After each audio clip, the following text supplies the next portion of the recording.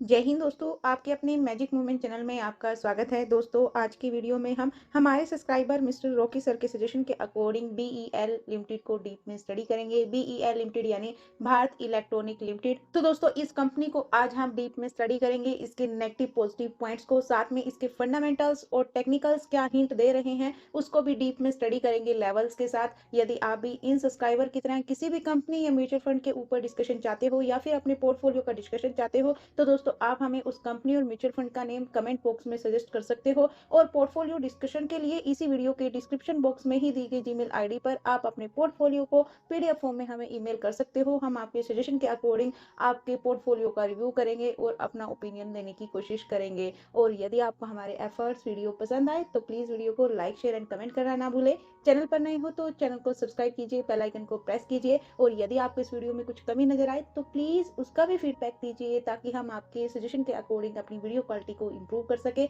आपको और अच्छा कंटेंट प्रोवाइड करा सके।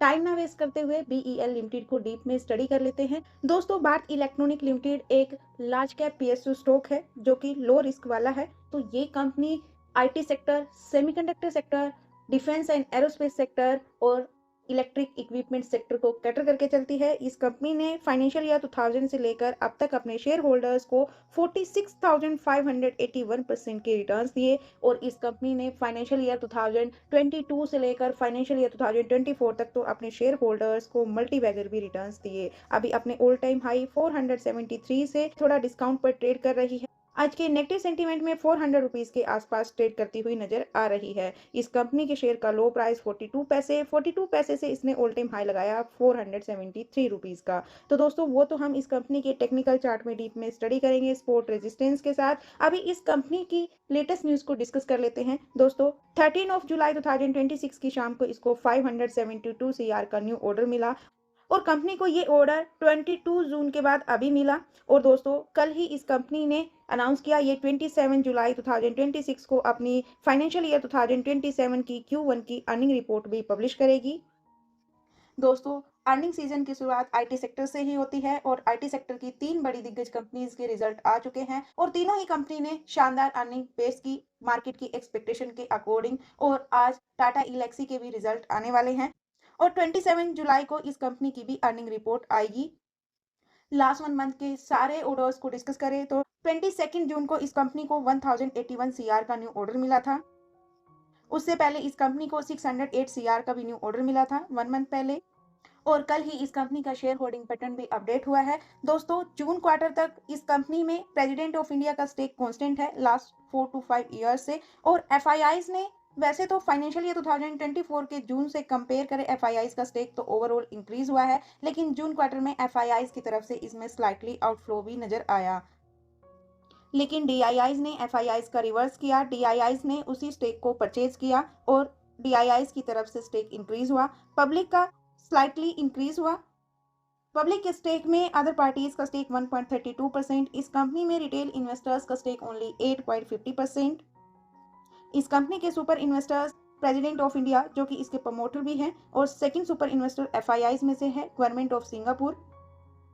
गवर्नमेंट ऑफ सिंगापुर के अलावा इस कंपनी में super investor CPSC exchange trade scheme 2.04% stake के साथ और एचडीएफसी म्यूचुअल फंड 1.31% स्टेक के साथ, ICICI potential Nifty ETF 1.04% stake के साथ, Kotak flexi cap fund 2.26% stake के साथ, एलआईसी 1.13% स्टेक के साथ, एलएलपी 0.04% स्टेक के साथ, मोतीलाल ओसवाल 1.07% स्टेक के साथ, NPS trust AC HDFC pension fund 2.29% stake के साथ, एसबीआई निफ्टी 50 ईटीएफ 2.13% स्टेक के साथ। तो दोस्तों, ये कुछ डीआईआईज और एफआईआईज इस कंपनी में सुपर इन्वेस्टर हैं।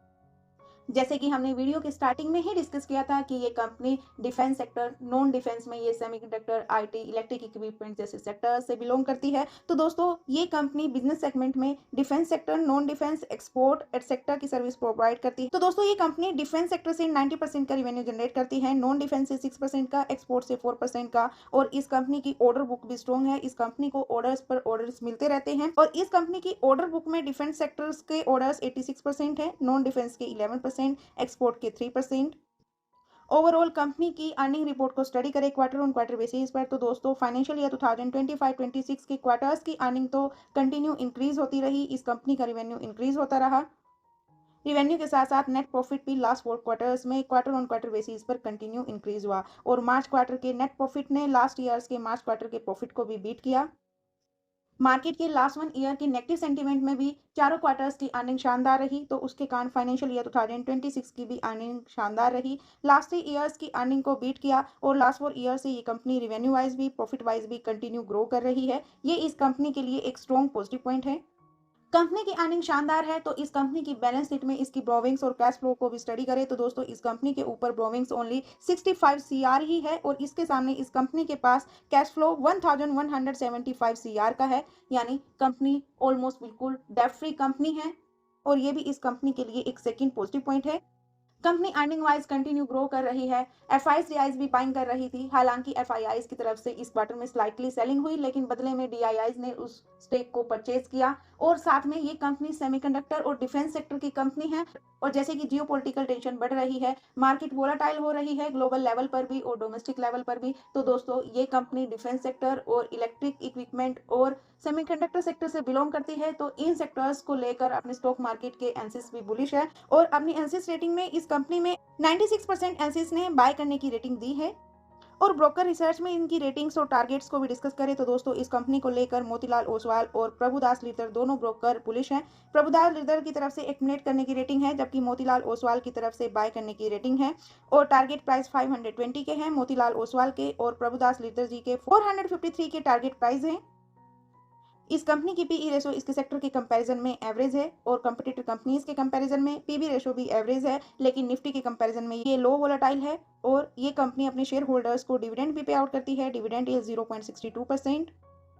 कंपनी के वॉल्यूम्स को भी डिस्कस करें लास्ट 1 मंथ से लेकर लास्ट ट्रेडिंग सेशन तक, तो दोस्तों ओवरऑल इस कंपनी में एवरेज डिलीवरी वॉल्यूम 62% के आसपास रहता है, यानी लॉन्ग टर्म के इन्वेस्टर्स ज़्यादा हैं और ओवरऑल वॉल्यूम इस कंपनी में लाख या सीआर में रहता है। और कंपनी फिनस्टार की तरफ से 4 स्टार कंपनी है। कंपनी का मार्केट कैप 2,96,000 सीआर और इस कंपनी की आरओसीई 39.70, आरओई 29.56। कंपनी की आरओसी और आरओई भी गुड है, दोनों ही 20 से अबव है। कंपनी की फाइनेंशियल स्ट्रेंथ भी वेरी स्टेबल है और एफिशिएंसी भी एक्सीलेंट है। कंपनी एनएससी बीएससी दोनों पर लिस्टेड है और जैसे कि हमने डिस्कस किया कि ये एरोस्पेस डिफेंस सेमीकंडक्टर और आईटी सेक्टर की कंपनी है, तो दोस्तों कंपनी के ओवरऑल फंडामेंटल्स वेरी स्ट्रॉन्ग है। ये इस कंपनी की कंपटीटर कंपनीज हैं जो capital good aerospace defence sectors जैसे सेक्टर्स से बिलोंग करती हैं। इन सब कंपनी में ये मार्केट कैप वाइज सबसे बड़ी कंपनी है, लार्ज कैप कंपनी है। हालांकि एचएएल भी लार्ज कैप कंपनी है और सभी कंपनीज इसके मार्केट कैप से कम मार्केट कैप वाली हैं, कुछ स्मॉल कैप कंपनीज भी हैं। इन सब कंपनीज में अगर इसकी पीई रेशो कंपेयर करें, तो दोस्तों इन सब के कंपैरिजन में इस कंपनी की PE ratio average to below है। इस कंपनी की आरओसी एवरेज टू गुड है, बल्कि अपने सेक्टर्स की सेकंड हाईएस्ट आरओसी वाली कंपनी है। इससे ज़्यादा आरओसी वाली कंपनी गार्डन रिसर्च है जिसकी 42.96 की आरओसी ही है। और अभी हम इन कंपनीज के साथ बाकी इसके दूसरे सेक्टर इलेक्ट्रिक आईटी इंफो इसके दूसरे सेक्टर इंफॉर्मेशन टेक्नोलॉजी में इलेक्ट्रॉनिक्स इक्विपमेंट वाले सेक्टर्स की कंपनीज के साथ भी इसका कंपैरिजन करेंगे। तो दोस्तों हम यहाँ पर आदित्य इंफोटेक, हानि ऑटोमेशन और सायरमा एसजीएस टेक्नोलॉजी लिमिटेड के साथ इसका कंपैरिजन करेंगे। इन सब के कंपैरिजन में तो ये पीई रेशो में इस कंपनी की पीई रेशो सबसे लो है। इनके साथ लास्ट 1 ईयर के रिटर्न्स कंपेयर करेंगे, तो दोस्तों सबसे पहले आदित्य इंफोटेक और हानि ऑटोमेशन कंपनी के साथ इसके रिटर्न्स कंपेयर करेंगे। तो दोस्तों बीईएल और हानि ऑटोमेशन ने तो लगभग सेम रिटर्न्स दिए लास्ट 1 ईयर में, जुलाई 2025 से जुलाई 2026 तक, लेकिन इस बीच आदित्य इंफोटेक ने 233% के पॉजिटिव में रिटर्न्स दिए। आदित्य इंफोटेक के अलावा एसजीएस टेक्नोलॉजी ने भी 103% के शानदार रिटर्न्स दिए मार्केट के लास्ट 1 ईयर के नेगेटिव सेंटीमेंट में। आदित्य इंफोटेक ने अपनी शेयर की वैल्यू 3x की और एसजीएस टेक्नोलॉजी ने भी अपनी शेयर की वैल्यू को 2x से भी ज़्यादा किया। हालांकि मार्केट के लास्ट 1 ईयर में आजाद लिमिटेड ने भी 45.50% के पॉजिटिव में ही रिटर्न्स दिए। और अब अगर डिफेंस सेक्टर की कंपनीज के साथ इसका कंपैरिजन करें, तो दोस्तों डिफेंस सेक्टर्स की दो बड़ी दिग्गज कंपनी एचएएल और बीडीएल ने लास्ट 1 ईयर में दोनों ने ही नेगेटिव में रिटर्न्स दिए। बीडीएल ने तो 22% के नेगेटिव के रिटर्न्स दिए, जबकि एचएएल ने 3% की नेगेटिव में रिटर्न्स दिए और इनके कंपैरिजन में बीईएल ने पॉजिटिव में रिटर्न्स दिए 4.06% के। डिफेंस सेक्टर में सबसे ज़्यादा high PE ratio Garden Research के साथ भी इसके रिटर्न्स कंपेयर करें लास्ट 1 ईयर के, तो दोस्तों गार्डन रिसर्च ने 0.85% के ही पॉजिटिव में रिटर्न्स दिए, जबकि डाटा पैटर्न ने 54% के पॉजिटिव में रिटर्न्स दिए मार्केट के लास्ट 1 ईयर के नेगेटिव सेंटीमेंट में। वहीं पर बीईएल ने 4% के, वो अभी हमने डीप में स्टडी किया, बाकी इसको इसके टेक्निकल चार्ट पर डीप में स्टडी करेंगे। अभी कंपनी के स्कोर कार्ड को स्टडी करें तो इस कंपनी की परफॉर्मेंस एवरेज है, वैल्यूएशन हाई है मार्केट एवरेज के कंपैरिजन में और कुछ कंपटीटर कंपनीज के कंपैरिजन में भी, लेकिन ओवरऑल अगर कंपटीटर कंपनीज से कंपेयर करें तो इस कंपनी की वैल्यूएशन अभी भी अंडर वैल्यूड है। ग्रोथ इसमें लो है, प्रॉफिटेबिलिटी इसमें हाई है, एंट्री पॉइंट गुड है। कंपनी का स्टॉक अभी फंडामेंटली भी और टेक्निकली भी दोनों तरह से अंडर वैल्यूड है। रेड फ्लैग भी लो है, जो कि इस कंपनी के लिए एक फोर्थ पॉजिटिव पॉइंट है। अगर इस कंपनी को लास्ट 3 इयर्स के चार्ट फ्रेम पर स्टडी करें तो दोस्तों लास्ट 3 ईयर से ये कंटिन्यू बुलिश ट्रेंड में ही ट्रेड कर रही है। मार्केट के नेगेटिव सेंटीमेंट में भी ये अपने 200 डीएमए के ऊपर ही ट्रेड करती रही। हालांकि अभी लास्ट 1 मंथ के ट्रेडिंग सेशन में इसने इस 200 डीएमए प्राइस को ब्रेक डाउन भी किया, लेकिन तुरंत ब्रेकआउट किया और अभी लास्ट 2 ट्रेडिंग सेशंस में इसने फिर से इस 200 डीएमए प्राइस को ब्रेक डाउन किया। और यहाँ पर अगर वॉल्यूम्स को डिस्कस करें तो दोस्तों ओवरऑल इस कंपनी में वॉल्यूम्स तो बना हुआ है, लेकिन फाइनेंशियल ईयर 2023-24 के बुलिश ट्रेंड के बाद इस कंपनी में वॉल्यूम थोड़ा लो हुआ है, लेकिन ओवरऑल इस कंपनी में वॉल्यूम इसमें एवरेज टू गुड है। और इस कंपनी को इसके टेक्निकल चार्ट पर लेवल्स के साथ स्टडी करें तो दोस्तों हम इस कंपनी को वीकली चार्ट फ्रेम पर स्टडी करेंगे। दोस्तों जैसे कि 70 रुपीज़ में इसने फाइनेंशियल ईयर 2022 में प्राइस टच किया, ये इसका रेजिस्टेंस था। 70 से लेकर फाइनेंशियल ईयर 2024 की जुलाई तक इसने ऑल टाइम हाई लगाया 332 रुपीज़ का। उसके बाद मार्केट के नेगेटिव सेंटीमेंट हुए, लेकिन इसमें ज़्यादा करेक्शन नहीं आया, तो यहाँ पर बाइंग वॉल्यूम के साथ इसने पिछले ऑल टाइम हाई को ब्रेक किया, नया ऑल टाइम हाई बनाया। मार्केट के नेगेटिव सेंटीमेंट में फिर से इसने अपने पिछले ऑल टाइम हाई को भी ब्रेक करके नया ऑल टाइम हाई बनाया 471 रुपीज़ का। और जैसे ही फाइनेंशियल ईयर 2026 स्टार्ट हुआ, फैब लगा, फैब में फिर ऑयल क्राइसिस हुए, ग्लोबल सिचुएशंस काफ़ी क्रिटिकल हुई, तो इस ऑल टाइम हाई से इसमें प्रॉफिट बुकिंग आई। हालांकि रिकवरी करने की कोशिश की, लेकिन मार्केट के सेंटीमेंट काफ़ी वोलेटाइल्स है, अप्स और डाउन काफ़ी चल रहे हैं। और अभी लास्ट 1.5 मंथ से अपने स्टॉक मार्केट में डिफेंस सेक्टर थोड़ा वीक ही परफॉर्म कर रहा है। डिफेंस सेक्टर्स के स्टॉक कंसोलिडेट करते हुए नजर आ रहे हैं, तो इस कंपनी के चार्ट फ्रेम पर भी कंसोलिडेशन होता हुआ नजर आ रहा है 381 रुपीज़ से लेकर 471 रुपीज़ के बीच में। अभी यहाँ पर ये एक सपोर्ट बनता हुआ नजर आ रहा है, लेकिन अगर यहाँ से इसके सपोर्ट को स्टडी करें तो ये सपोर्ट अपसाइड ही मूव हो रहे हैं। अभी ये एक कंसोलिडेशन जोन बना हुआ है लास्ट 4 वीक का। अभी यहाँ पर ये ट्रेड कर रहा है अपने फर्स्ट सपोर्ट 381 और अपने फर्स्ट रेजिस्टेंस 429 रुपीज़ के बीच में, और सेकंड रेजिस्टेंस रहेगा इसका ऑल टाइम हाई। और मार्केट की वोलेटिलिटी को देखते हुए सेकंड सपोर्ट रहेगा वो 332 रुपीज़ का रहेगा, जो कि मार्केट के लास्ट 1 ईयर के नेगेटिव सेंटीमेंट में ये इसका लो प्राइस भी रहा है। दोस्तों 27 जुलाई को इस कंपनी की अर्निंग रिपोर्ट भी पब्लिश होनी है।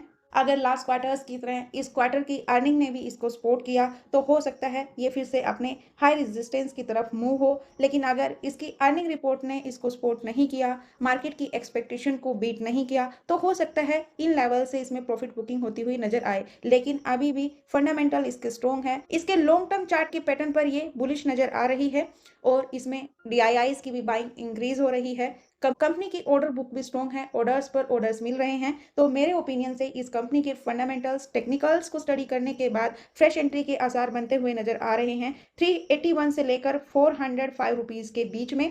और लॉन्ग टर्म का व्यू रखें और ऐसे स्ट्रॉन्ग फंडामेंटल वाले स्टॉक को अगर फिर से अपने बाइंग प्राइस को एवरेज करने का मौका मिले तो हमें एवरेज करना चाहिए। लॉन्ग टर्म में ये कंपनी मल्टी बैगर रिटर्न्स देने का दम रखती है, लेकिन दोस्तों मेरी तरफ से किसी भी स्टॉक के लिए किसी भी टाइप की कोई रिकमेंडेशन नहीं है, ये जस्ट मेरा ओपिनियन है। इस कंपनी के फंडामेंटल्स टेक्निकल्स को स्टडी करने के बाद एजुकेशनल पर्पज से आप मेरे ओपिनियन को रिकमेंडेशन ना समझे। आप स्टॉक मार्केट में सोचकर समझकर सेबी से रजिस्टर्ड एनालिसिस या फिर अपने फाइनेंशियल एडवाइजर की एडवाइस से ही कोई भी डिसीजन ले। तो दोस्तों आप इस सेक्टर, इस कंपनी और स्टॉक मार्केट के सेंटीमेंट के बारे में क्या राय रखते हो, अपनी राय को कमेंट बॉक्स में जरूर शेयर कीजिए। और यदि आपको हमारी वीडियो एफर्ट्स पसंद आए तो प्लीज़ वीडियो को लाइक शेयर एंड कमेंट करना ना भूले। और अभी तक हमारे साथ बने रहने के लिए बहुत बहुत धन्यवाद दोस्तों। मिलते हैं नेक्स्ट वीडियो में किसी और इन्फॉर्मेशन के साथ। तब तक के लिए बाय बाय दोस्तों।